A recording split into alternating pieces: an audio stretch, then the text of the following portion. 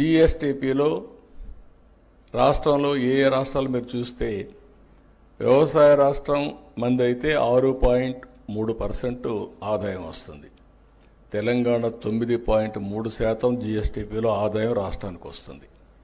ఎక్కువ డబ్బులు వస్తే ఎక్కువ పనులు చేయగలుగుతాం, తక్కువ డబ్బులు వస్తే చేయలేం. కానీ ఇక్కడ నా సంతోషం ఏంటంటే కనీసం రాష్ట్రానికి ఆదాయం రాకపోయినా రైతులకు ఆదాయం వస్తే రైతులు బాగుపడతారనే ఉద్దేశంతో ఈరోజు వినూత్నంగా ఆలోచిస్తున్నాం. మీరందరూ గుర్తుపెట్టుకోవాలి, ఫుడ్ హ్యాబిట్స్ మారాయి.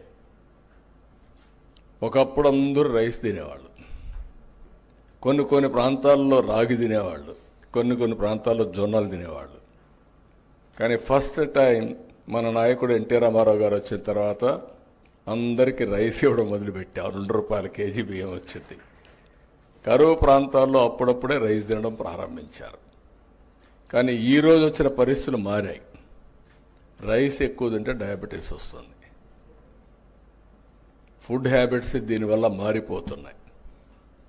ఫుడ్ హ్యాబిట్స్ మీరందరూ కూడా గుర్తుపెట్టుకోవాల్సింది మనిషి యొక్క ఆరోగ్యం మనం తినే తిండి పైన, మన అలవాట్ల పైన, లైఫ్ స్టైల్స్ పైన ఆధారపడుతుంది. అందుకే చాలా టెక్నాలజీస్ వచ్చాయి, అవన్నీ నేను మళ్ళీ మాట్లాడతాను. కానీ ఈరోజు ప్రపంచం మొత్తం ఆహారపు అలవాట్లు పెరిగి ప్రోటీన్ రిచ్ ఫుడ్కి వెళుతున్నారు. ప్రోటీన్ అంటే మీరంతా కూడా చికెన్, ఫిష్, లేకుంటే ఎగ్స్. మన మిత్రులు చెప్తున్నారు ఎగ్స్ డిమాండ్ తగ్గిందని, కరెక్టే. కానీ ఎడ్యుకేషన్ కూడా అవసరం. కనీసం నేనైతే మార్నింగ్ అయితే బ్రేక్ఫాస్ట్ ఉండదు, ఓన్లీ ఆమ్లెట్ ఉంటుంది. అది నా మొత్తం లైఫ్ స్టైల్లోనే మార్చుకున్నాం. ఈ విధంగా ప్రతి ఒక్కరు కూడా మార్చుకుంటున్నాం. ఒక పక్క ప్రోటీన్ అయిన తర్వాత ఇంకొక పక్క మీరు చూస్తే మిల్లెట్స్ ఇవన్నీ కూడా వస్తున్నాయి, బ్యాలెన్సింగ్ కోసం. ఇంకొక పక్కన ఫ్రూట్స్ అండ్ వెజిటబుల్స్ బాగా పెరుగుతున్నాయి. ఈ విషయం కూడా గుర్తుపెట్టుకోవాలి.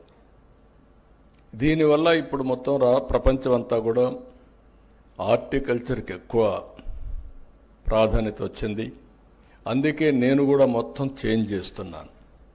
హార్టికల్చర్కి ఎక్కువ ప్రాధాన్యత ఇచ్చి ఈరోజు మీరు చూస్తే నేను లాంగ్ బ్యాక్ ఆనాటి ప్రధానమంత్రి గారిని కన్విన్స్ చేసి వాజ్పేయి గారిని మైక్రో ఇరిగేషన్ ఎట్టుండాలో నేను ఒక రిపోర్ట్ ఇచ్చాను. ఆ రిపోర్టే ఇప్పటికి కూడా మైక్రో ఇరిగేషన్కు ఒక బైబిల్ మారిగా, ఒక భగవద్గీత మారిగా దాన్నే ఫాలో అవుతున్నారు. అందుకే నేను గర్వంగా చెప్పగలుగుతున్నా, ఈరోజు 5 సంవత్సరాలు ఒక్క రూపాయి కూడా వీళ్ళు ఇవ్వలేదు. మళ్ళీ ఈ సంవత్సరం పికప్ చేశాం.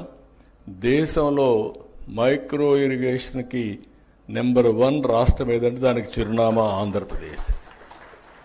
16 లక్షల హెక్టార్లలో మైక్రో ఇరిగేషన్ పెట్టాం, ఆటోమేషన్ పెట్టాం. ఈరోజు మీరు మైక్రో ఇరిగేషన్ వచ్చినాక ఆటోమేషన్ వస్తే యాప్ ద్వారా ఎప్పుడు కావాలంటే అప్పుడు ఆన్ చేస్తారు, ఎంత టైం కావాలంత టైం నీళ్లు ఇస్తారు. అవసరమైతే నీళ్లు కరెక్ట్గా వెళ్ళే చెక్ చేసుకునే టెక్నాలజీస్ వచ్చేస్తున్నాయి. టోటల్ మెకనైజేషన్తో ముందుకు పోయే పరిస్థితికి వచ్చాం. ఇక్కడికి వచ్చినప్పుడు మళ్ళీ నేను అందుకనే అగ్రికల్చర్లో, అలైడ్ ఇండస్ట్రీస్లో ఒక వినూత్నమైన ఆలోచనలు చేస్తున్నాం.